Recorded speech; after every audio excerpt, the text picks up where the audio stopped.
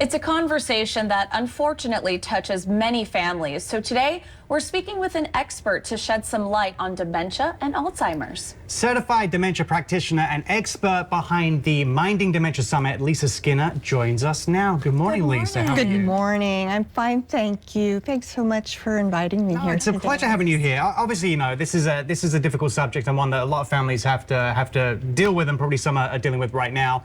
It's tough watching a loved one face these kind of situations. What are the earliest warning signs, or what are some things people should be looking out for when it comes to dementia and Alzheimer's in a loved one? That is actually one of the most difficult aspects of this disease, because the signs, symptoms, and behaviors in the early stages are very subtle.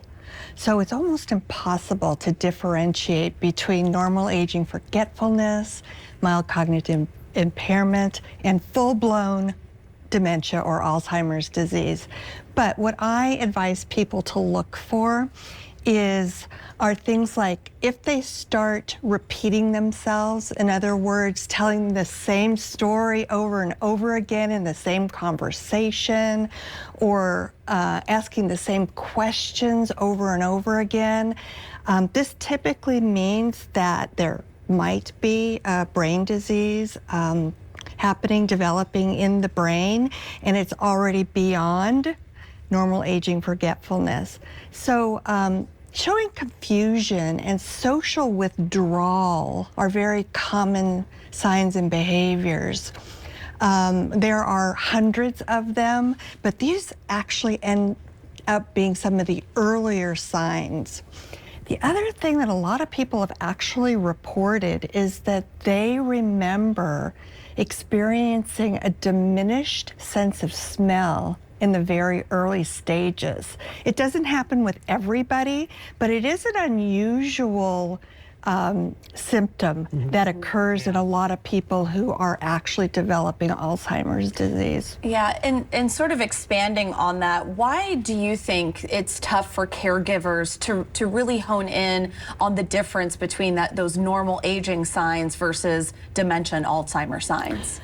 That's a great question, and I think it's because there are so many aspects to living with a brain disease that causes dementia that a lot of folks aren't looking for all of the signs, symptoms, and behaviors that actually accompany Alzheimer's disease or one of the other diseases that causes. So, for example, a lot of people experience hallucinations and delusions, and a lot of people aren't looking for that.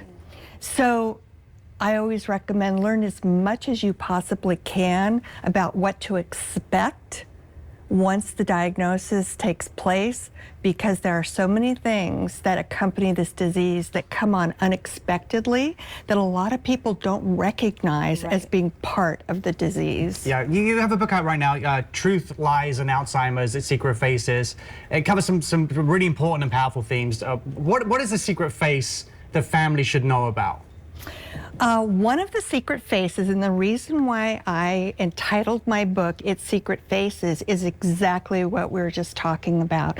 There are so many aspects of this disease that people don't associate with being part of the disease. So, for example, hallucinations are very common. But most people associate Alzheimer's disease exclusively with memory loss and confusion. They're not expecting people to have false beliefs or delusions. They're not expecting people to have hallucinations. They're not expecting people to become paranoid and suspicious.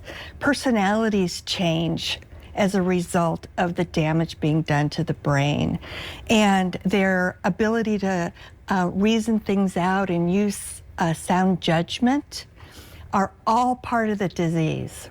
So one of the secret faces, I'll say, is having a hallucination, seeing rats running all over your living room floor, that the person with dementia honestly believes they're there, they can see them, but a person with a healthy brain would not be able to see them. So that's why I refer to those type of things as the secret faces. Great insight. Yes, really Lisa, fascinating. thank you so much for joining us. You're very welcome, and thanks again for having me. It's a pleasure. Of course. For more information and to learn more about how Lisa can help, visit mindingdementiasummit.com.